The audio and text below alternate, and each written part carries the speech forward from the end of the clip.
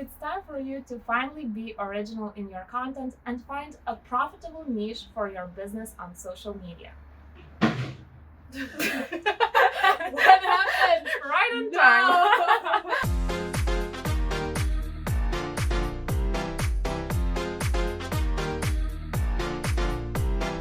Welcome back to the Striving Forward channel, where we talk about business, branding, and social media. So today we have a guest, and it's Icetea or Icetea, and she talks in her YouTube channel all about development, both personal development and marketing. It is important to know the difference between industry and a niche. An industry is something that is very broad, for example, a health industry, and a niche is something very specified, something that you can offer specifically for your customer.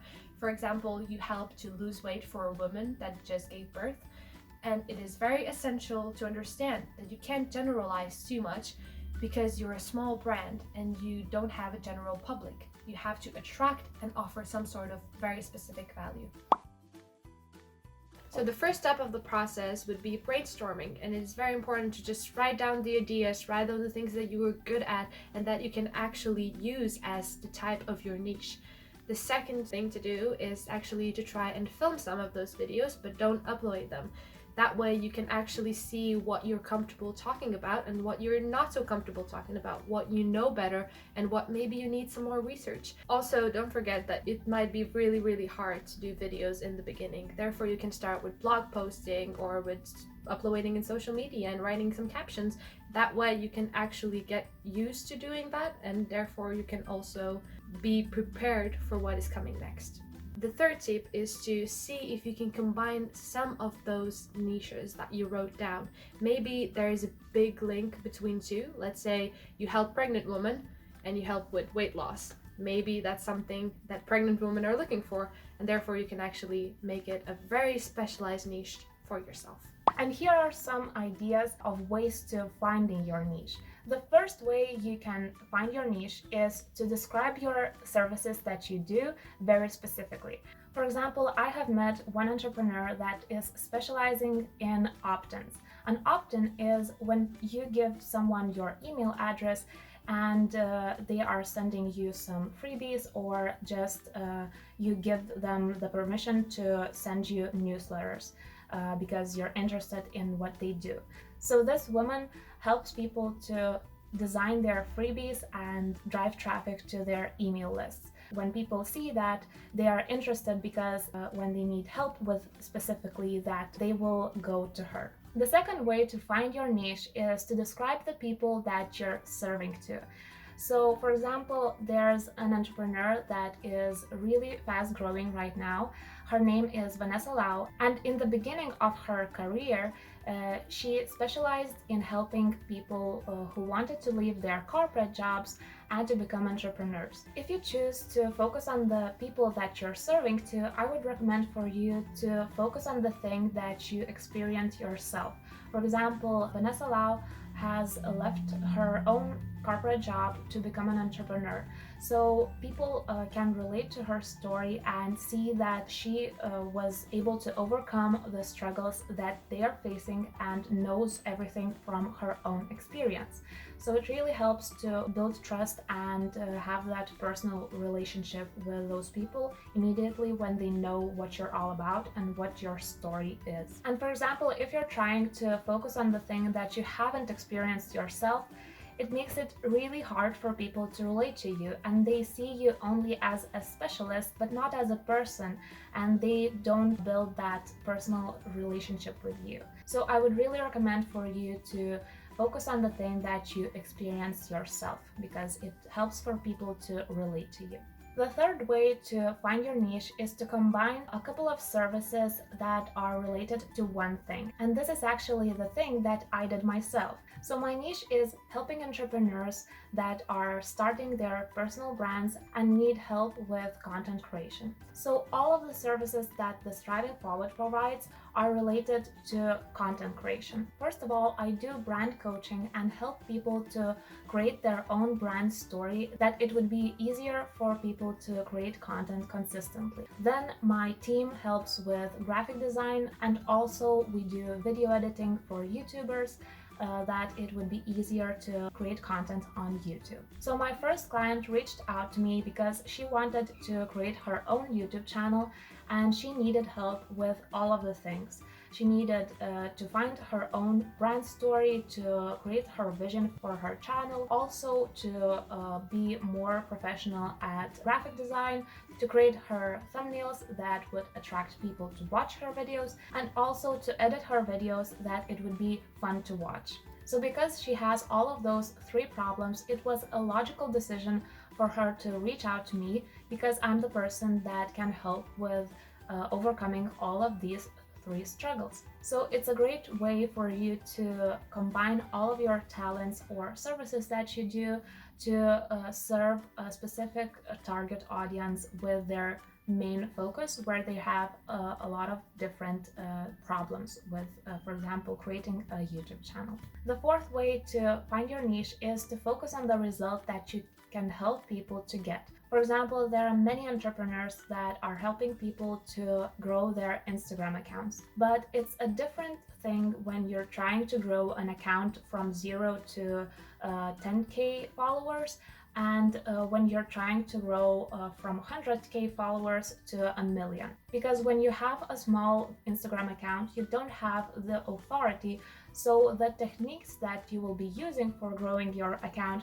will be different than when having a huge account on Instagram. So if you'll be the specialist that helps people to grow from 0 to 10,000 followers, some people will see that and will think, hey, it's exactly my goal right now. So they'll start following you and become your most engaged followers and maybe eventually clients. Another way to find your niche is to describe the tools that you use specifically. So for example, you're a makeup artist and you use only vegan makeup. That differentiates you from all of the rest makeup artists because you're the only one that can recommend the best vegan mascara and cruelty-free products. A very similar way for you to find your niche is to describe the values that you have in business. For example, I'm a video editor and I have a very strong work ethic when it comes to delivering videos for my clients, because I know that for YouTubers it's very important to have the videos posted on time.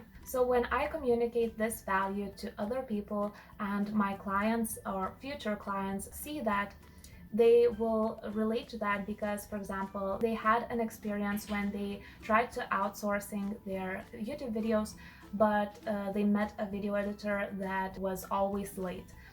So they really appreciate having their videos on time. Or for example, this person is always on time and really values working with only those people that have the same values as he or she does. So it's very similar to the example that I gave about vegan makeup. If people are on the same page and they really want to use only cruelty-free makeup, they will consider it shared value and they will choose you because they relate to the ways that you work. So now let's discuss how to find a profitable niche and what to look for.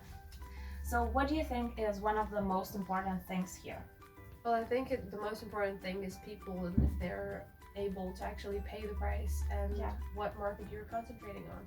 Yeah, but how to find those people? How to choose the group of people that it would be profitable for you? Well, there are a lot of researchers in most of the countries. We also have the statistics departments, and they post information about the people and about the wages and about how many people of that age specifically you have. So you can absolutely do your research and you can absolutely find people that would be interested in and what kind of range of age they are.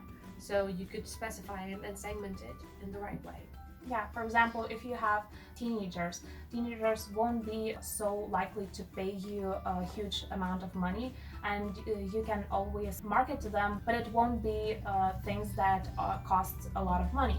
So you can sell t-shirts to teenagers, but you can't sell a huge course that costs $500 to a teenager. And it's quite valuable to focus on business-to-business kind of model, because when you are delivering to your customer, you can't know their budget always, but a business is used to having bigger budget. So I think that it's quite a good tip. I think it's also important to not forget the fact that if your target group is teenagers or like small children, you still focus more on their parents. Therefore, the age group might still go up, because you know that teenagers, they still ask for their parents for the money to actually pay for your business. So don't forget that you can actually focus on the parents, and that way you can actually reach your target group through them. But you always have to remember that parents in that case have to approve of the product that you're making, that they would give the money for their children. So yeah. What do you think they should focus on while creating their brand and creating their image? What do you think is the focus point in all of that? I think that when you're describing your niche, the most important thing is to describe the problem that you're solving, because they are focusing on their own problems, and if you can communicate that pain that they're feeling, you will evoke emotion, and you will be able to attract them, because they feel that they have a problem and they want to solve it, and they can see that you are a solution to that. Yeah, exactly. So focus on actually solving something, and that way you can absolutely attract people towards your niche. And what would be your last tip for finding your niche? Probably just finding a great combination of things. I think that when finding a combination of things, it's really important to find a unique combination, but you have to think about the market itself. So you need to find a specific thing, but not to be so specific that there wouldn't be people that are interested in that. So yeah. Exactly. So look at the size of the market and make sure it's not too broad or too small. Yeah, because you always can be too unique that no one would understand you and relate to your problems or your solutions. So yeah, so thank you for this collaboration. It was really fun to film with you. Thank you. Thank you for having me. Don't forget to subscribe to Icestea's channel. I'm posting new videos on August, and I'm actually changing up my channel towards personal development and marketing development. So if you guys are interested in that, and also to see something about her, then go check out my new channel that will be linked down below. So in this video, we talked how to find your niche in business, but even when you find your niche, you have to create your brand story. So in my next video, I will talk all about that. So subscribe to this channel if you're interested to hear about this. And if you're interested in finding your niche and you still need help with that, you can schedule a call with me, and I can help you by teaching you all about branding and going into details about your problems and your situation. So thank you for watching this, and keep striving forward. Aww.